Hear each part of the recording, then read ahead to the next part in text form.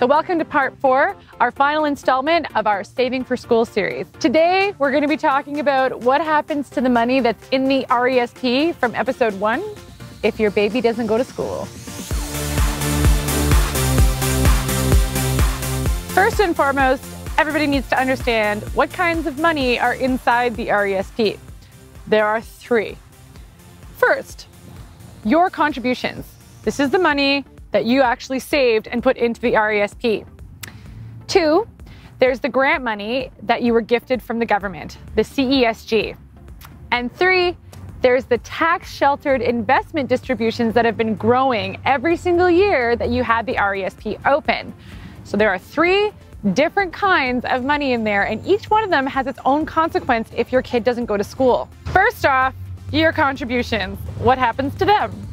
Well, since you are already taxed on that money at your source on your paycheck and you put it in, if your child doesn't go to school, it's called a refund of contributions, and it can just be transferred back to you or the beneficiary totally tax-free because you've already paid taxes on it.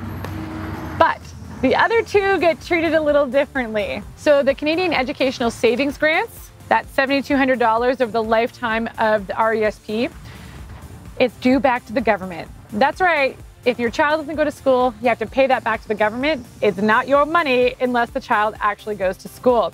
Good to know. And third, all of the investment distributions, the interest, dividends, capital gains that have been tax sheltered, growing over all of those years of the RESP, are now taxable to you. Lucky you. But there's something you can do about that. Here are some totally legit ways that you might be able to work around having to pay tax on the money from the RESP should one child decide not to go to school. Number 1, transfer the RESP to a sibling's RESP. If the beneficiary has a sibling with a separate account, your financial institution might allow you to take the money in the RESP that's not going to be used now and roll it over into the other one. Mind you, just as a reminder, each beneficiary only gets $7,200 per kid. So it doesn't matter, even if you roll it in, you're still gonna have to pay that back for sure. So another way around this is to start off with a family plan RESP when you set it up. A family plan RESP has 2 beneficiaries, so that way there's no mistaking it. No matter what, you can play around with who gets the contributions without a doubt when your kids are deciding if they're gonna go to school or not. The second way is to transfer what's in the RESP to your RRSP. That's right, you heard me, RESP to your RRSP for retirement. There's a couple of rules around that. For starters, the RESP has to be in existence for 10 years, no less. So that's on you to make sure that that can happen. And second of all, you need to have all that contribution room in your RRSP to handle moving a wad of cash over from the RESP when the time comes. So some neat ways around this is to have 2 subscribers on your RESP. That's 2 people that could split the amount and roll it over into their own RRSPs.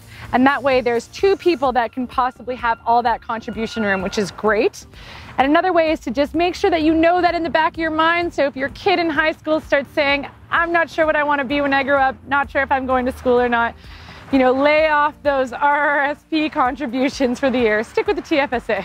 And third and foremost, really is only viable if your kid drops out of school. So when your child starts their post-secondary education and they're pulling money from the RESP, my tip is to take as much of the EAPs, educational assistant payments, first.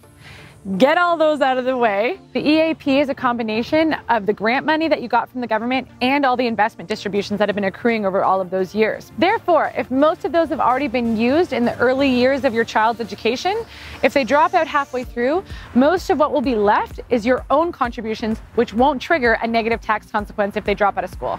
So that's it. That's the 4-part series called Saving for School. You can rewind and watch episode 1 through 4.